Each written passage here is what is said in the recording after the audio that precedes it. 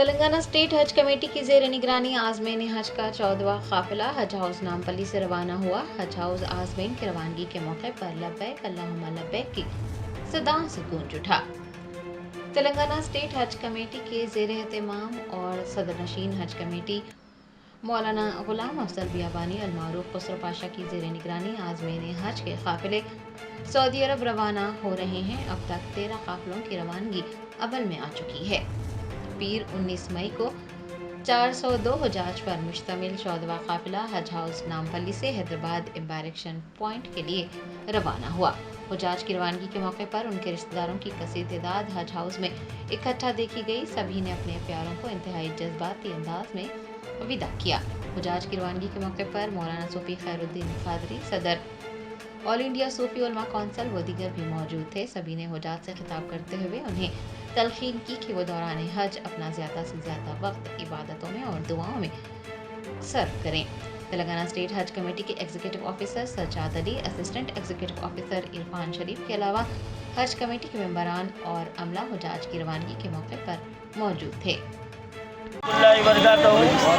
الحمدللہ آج ہم تلنگانہ ریاستی حج ہاؤس میں ہیں اور آج کا 14واں عازمین حج کا قافلہ یہاں سے روانہ ہوا اور اس قافلے کے لیے آل انڈیا صوفی علماء کونسل کو یہاں پر مدعو کیا گیا تھا اور الحمدللہ آج 400 سے زائد عازمین حج یہاں سے روانہ ہوئے ہیں۔ یہ بہت بڑی بات ہے اور میں یہاں پر حج کمیٹی کے انتظامات کی میں ستائش کرتا ہوں۔ عازمین حج کے لیے بہت اچھے انتظامات کیے ہیں۔ میں جناب خسرو پاشا کو میں مبارکباد دیتا ہوں اور ریاستی حکومت کو بھی مبارکباد دیتا ہوں کہ جنہوں نے عازمین حج کے لیے بہت وسیع تر انتظامات کیے ہیں اور آج آل انڈیا علماء کونسل کو یہاں پر مدعو کیا گیا ہے۔ اس کے لیے میں ہمارے چیئرمین حج کمیٹی خسرو پاشا صاحب کا میں شکریہ ادا کرتا ہوں۔ ٹھیک ہے نا؟